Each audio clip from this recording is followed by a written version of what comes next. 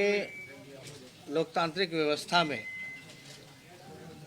जो लोकतंत्र का मंदिर है उसकी मर्यादा को किस प्रकार से सम्मान को तार तार किया गया और देश इसे काला दिन के रूप में देख रहा है। कई सवाल मुख्यमंत्री पर उठ रहे हैं और मुख्यमंत्री जी ने कल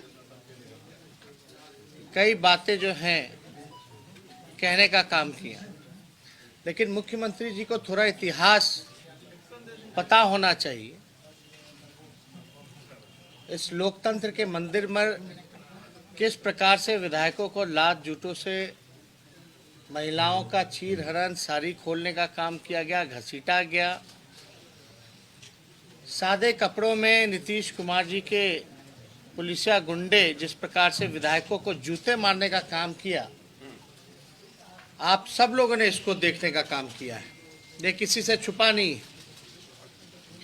महिलाओं का जिस प्रकार से साड़ी खुला, कई जो पत्रकार और कैमरामैन थे उन्होंने मुंह फेरने का काम किया, लेकिन नीतीश जी ने कल सदन में उसकी कोई निंदा नहीं, बल्कि अधिकारियों को उन्होंने क्लीन चिट देने का काम किया।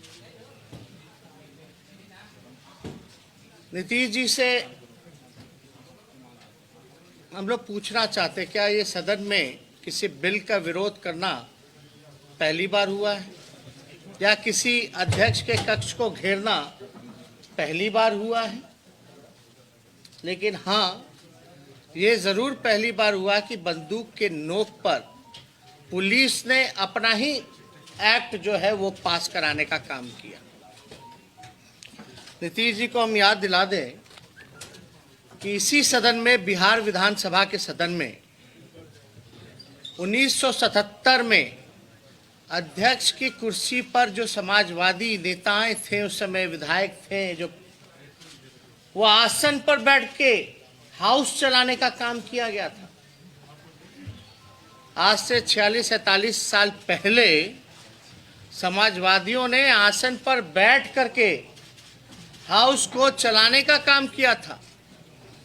उस समय की सरकार तो कांग्रेस की सरकार थी, लेकिन कांग्रेस के सरकार ने किसी को बुलाया तो नहीं उठाने के लिए।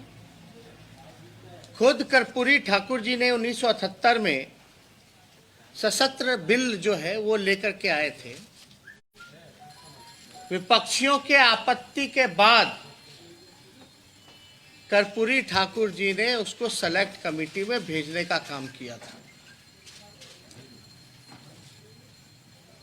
1986 में आप लोग याद कीजिएगा, 1986 में मुख्यमंत्री नीतीश कुमार जी भी जो है वो हाउस के सदस्य थे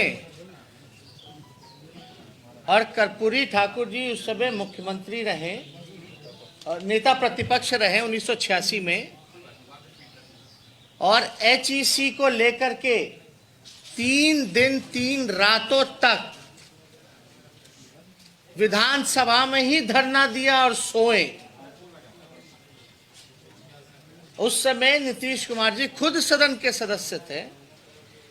जब कर्पूरी जी 3 दिन तक लगातार सदन के अंदर वहीं सोए, वहीं धरना दिया गया, तब भी कांग्रेस की सरकार थी, तब भी कभी भी पुलिस को नहीं बुलाया गया।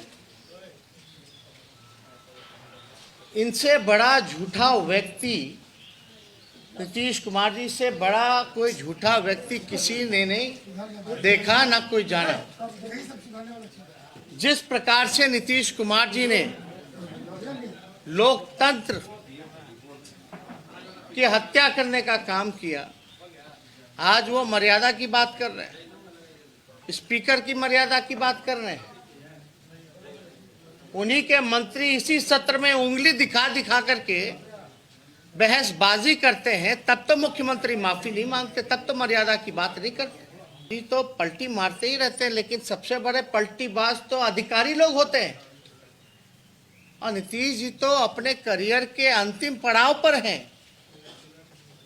हमारे पास 200 से भी ज्यादा जो है वो फुटेज उन अधिकारियों के हैं जो बर्खास्त हैं और जो मुख्यमंत्री के सौजातीय के लोग हैं, जिन्हों के बदौलत पूरे विधानसभा में इन्होंने विधायकों को अपमानित करने का काम किया, मारपीट करने का काम किया।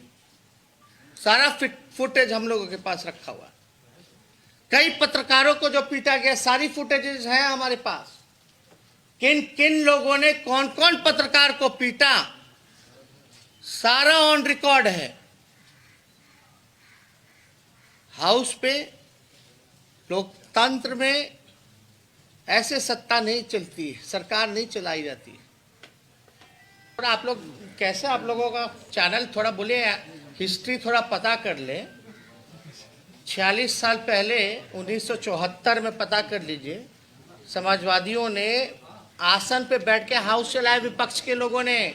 उस समय कांग्रेस की सरकार थी, कोई पुलिस नहीं आया, और हम लोग तो कक्ष के बाहर हमारे लोग थे, धाड़ पकड़ करके ले गया लोगों को। कहां ले जा रहे, कौन रूम में बढ़ करके पीट रहा, नहीं देखे। आसन के सीट के पीछे वाले रूम में क्या क्या हो रहा था नहीं पता है आपको? कैमरा था, आप थे, हम लोग ना देख रहे थे क्या हो रहा है। मर्यादा तोड़नी होती तो उसी दिन क्या तोड़ी मर्यादा। हाउस चल रहा था उस समय, वहां तो गुंडा ही चल रहा था पुलिस का, नीतीश कुमार के पुलिस का। आज तक इतना दिन हो गया, इतने सत्र में हुए, कभी देखे हैं ऐसा हरकत किसी द्वारा या मेरे द्वारा? जिस तरह से सदन को नीतीश कुमार जी की सरकार ने अपहृत करने का काम किया, पुलिस के हवाले करने का काम किया, वो भारत के लोकतांत्रिक इतिहास में वो काला दिवस है। और इस नाते सदन के भीतर माननीय सदस्यों ने जो विरोध का झंडा बुलंद किया है और जिसकी आवाज़ अनुगूंज गई पूरे बिहार में गई है, तो ये आंदोलन और भी प्रखर होगा। और इस नाते 26 मार्च का जो देशव्यापी भारत बंद है, किसान सवाल पर, मजदूरों के सवाल पर, निजीकरण के खिलाफ, बेरोजगारी के खिलाफ, उस बंद का समर्थन करते हुए बिहार में जो लोकतंत्र की हत्या हुई है और लोकतंत्र के हत्या के प्रति बिहार की सरकार अभी भी मेरे ख्याल से तानाशाही रवैया लिए हुए है।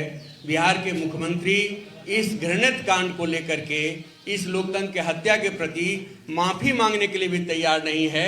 इसलिए इन प्रश्नों को लेकर के बिहार बंद मजबूती के साथ महागठबंधन दलों की ओर से होगा। तेजस्वी जी का जो आह्वान है वो संपूर्ण बिहार में मजबूती से बिहार बंद होगा और भारत बंद के मुद्दे के साथ भी हम लोग रहेंगे।